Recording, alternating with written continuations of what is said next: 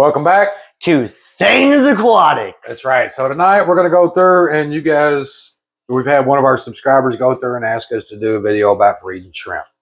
We actually had shrimp very much in our target. It was something we were going to go through, and we've actually set up 3 different shrimp tanks here for you guys. A couple different breeds here, a couple different colorations. Bentley's going to walk you through it here in a little while. But we got a couple things that we want to go over with you guys. Y'all have made some comments and made some suggestions, things that we should do. I actually got one question that for something nobody's brought up, and I don't know how to handle it. So I'm going to ask you guys if y'all have done anything. One was going through and doing a video about shrimp. We're going to do the video, but I got a few things to go over with you guys here. So if you want to come on down here with me. So this is what we're going to go over with here tonight. So we had one situation here. We had a comment and a suggestion from one of the other folks that have been watching our videos. We've got this pair of angelfish down here. We've been trying to get to go through and actually be a mama and papa and take care of their babies and take care of their eggs. But they might keep eating them. They do. They keep eating them. So the problem, that's the issue we've been having, is they keep eating the eggs. But there's one comic who said about turning the lights on. And this is the second day, and it actually worked. That's right. So we've been leaving the lights on. It was a comment made by somebody that had been watching the videos. We've been doing this. We appreciate it. So far, it's worked. These guys have not eaten their eggs, and it's working really well. We appreciate you. Second thing we got down here, we had another comment from another subscriber. We have been trying to breed our bristlenose plecos. Our bristlenose plecos, I've never bred these guys. From what I understand, it's really, really easy to do, but we haven't had any luck. We've been using these caves in here to go through and breed these guys. We had somebody commented, said, use smaller caves. And they use these to put the male and trap the female so they can make eggs. And that's really helpful so we can, sell them, to like get money. That's right. So it's really good. So we got these caves here just because y'all told us to get some smaller ones. So we got these to go through, and we're going to try these. I think they'll work. They're going to be about half the size. It'll definitely allow that male to go through and trap the female to get the eggs. We'll see how that works out. Hopefully it's going to work. We'll see. We'll try it. We'll put them both in here and see what comes of it. We'll let you guys know. The third thing we have a question for you, and we've received something here, and we don't know really what to do with it. So we received an email from what appears to be a very reputable company asking for us to be an affiliate with them. They're wanting to go through and send us free samples and basically have us promote their products on our page. Wasn't really expecting this, have no idea how to act with it. If anybody's ever done this and had this come across and y'all dealt with this, some information please help would be us. Great. Yeah, any kind of information would be great. Anything to help us here would be awesome. We don't know how to act with this. So we may not do anything. I don't know. But I'll try anybody's products if they're going to work and they're not going to hurt our fish. I'm definitely down for it. And if I can show y'all guys some cool stuff, we're down for it. But back to the main point of the show here tonight. So tonight we're going to show you guys about shrimp, breeding shrimp, trying to make a little bit of money off of these guys here. So we've got 3 different color variations we've got. Bentley, you want to walk them through what we got? Yep, definitely. So what we have right here is cherry shrimps. That's right. We got a red cherry shrimp in here. See if you want to zoom in there a little bit, honey, and show them a couple of these guys in there.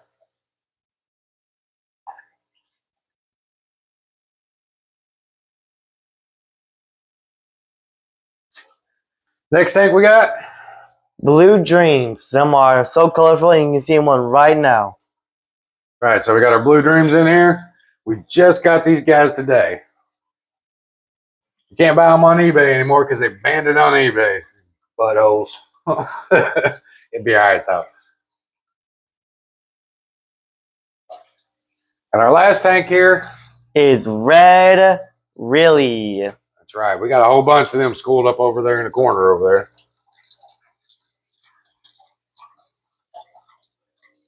All right, so a little bit about keeping these guys. There's the best way to go through and keep these guys, and we intentionally we had these tanks set up to grow algae and do what it needed to do to raise fry. The same kind of setup works really well for these shrimp. Shrimp are constant biofilm feeders. They're going to look for and they're going to scavenge this tank. They're going to go through and they're going to eat many small microorganisms basically that are on the algae, and they're going to go through and skim it. We'll feed them a little bit here and there, but they're really, I mean, their bio load is really low. They don't need a whole lot, and these guys are extremely prolific if you're going through and trying to breed them. You're not going to get a whole lot for them unless you get some of the rare species, but they don't breed as prolifically because that's why they are what they are. If you're going to go through and you want to set this tank up, what we've done with each one of these tanks, we've got a lot of biofilm set up. We've got algae that has just overgrown the tanks, and it's been done on purpose. They love hiding places in live plants. Like each one of these has got some hornwort in it that's growing out, and gives these guys somewhere to grow out and hide, and for the babies to hide in there. If you're trying to breed them to go through and make some money, I don't recommend to put fish with them. If you're wanting to go through them and keep them and have them as basically an extra piece in the tank, somebody that's scavenging and cleaning the tank, you can keep them with some smaller fish. Like we've got Furcata rainbows here. They stay real small. They're going to eat some of the babies. It's going to happen. The more hiding places you have, the less it's going to happen. Maybe celestial pearl danios, they probably do pretty good with them as well. But tank temperature, you can keep them. The Neocardinas are a lot more tolerable as far as ranges of water go. Anywhere between like 72 to 78 degrees is going to be okay for these guys. A little bit hotter, you're going to get less of a lifespan. A little bit cooler, and you're probably not going to get any of them breeding for you. But these guys will live to be about 1 to 2 years old. A setup like this, we set it up about 2 weeks ago. We got these guys. I found some gorgeous reds in there that we're going through and we're breeding. We're getting them to the point that where they're going to go. In about 2 months here, we'll probably have a couple hundred shrimp in here. These guys are heavily prolific. We keep this particular pair here. They're in here with a pair of bristlenose. We'll go through and try to breed these guys. They won't eat any babies. I don't have to worry about any of that. Couple things about these guys. If you're going to go through and you're going to treat a tank, you can't use anything copper based. Anything copper based, they are extremely sensitive to it, and it will kill them. Filtration, you need something, preferably a sponge filter. You can use a hang on the back, but you got to be careful because it's going to suck some of these guys out. They're not the best of swimmers, and they're not the best out there, but these guys are neat. They go through, run around, scavenging, picking at everything. To tell if your shrimp are happy is usually just that. They're swimming around, they're moving around everywhere, they're scavenging, they're picking, they're doing what they got to do to go through and just make themselves happy. We've got these guys down here. We got our Blue Dreams here today. These guys seem to be doing really well. They're out moving around everywhere in the tank. I don't have anything to worry about. This tank down here, I'm a little bit concerned, and I'll show you why I'm concerned. Because we've got a couple of the guys that are out moving around and they're swimming around, but we got a whole group of them that's just hunkered down in the corner back here. Usually that's an indication when they do something like this, something's not perfect in here. I thought I had all these tanks set up right, but I just got these guys today, so I'm going to kind of keep an eye on them for the next day or so, but I may end up doing a big water change on these guys. I'm a little bit concerned about that tank right now. But I don't have as many live plants in here like I do in these. I've got live plants. I know this looks heavily overgrown with algae, and it was on purpose. We had pygmy quarries that were breeding out in here. They were having a good old time, and we had our Turkana jewels down here that were breeding out in here. I intentionally put extra mulm down in here so these guys would have something to feed on. I'm probably going to take some and put it down there and throw a few live plants in there just to get these guys moving. But we have our stuff that duckweed that everybody hates out there in the world. It's going through and it's growing in there. I can't stand the stuff. It drives me insane. But keeping these guys, you're going to want to watch your females. Usually your females are a little bit bigger, a little bit brighter. They're going to carry the babies, and the babies are going to carry at their belly. Probably carry them for about 2 weeks.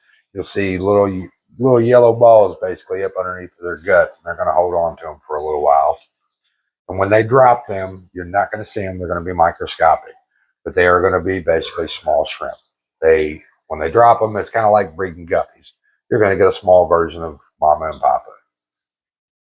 Neocardinas are really easy because the babies are going to eat the same things that mama and papa are. So that's why it's easy to breed these guys. It's easy to get a whole boatload of them. If you're after quality and not just watching and you're trying to breed these, you're going to have to cull some shrimp. Culling shrimp stinks because you're going to take some of the uglier ones and they just got to come out of the tank. Because that ugly shrimp breeds with that pretty shrimp, and all of a sudden you got a medium shrimp and it's not any good. So we'll keep an eye on these guys. We're actually going to breed them to go through and hopefully share them with some of you guys, and we'll be able to put them out there in the world. But we're going to cull some shrimp, and I'm not going to sell culls to people. I'll probably let Circle Life take things over, and we got enough guys out there that would be happy to have a little shrimp feast. What do you think? Oh, definitely. I like a shrimp feast. Oh, really now? Well, I know you. Cajun style. Yeah. So, but if you have any questions about how to take care of these guys, what to do, what's needed, please feel free to comment, let us know. But we appreciate you guys. Our channel has grown exponentially. Couldn't have done it without you guys. We're like 50,000 plus views already in a few months' time. It's been insane. But we appreciate you guys. Thanks again for watching Sanders Aquatics. Like and subscribe.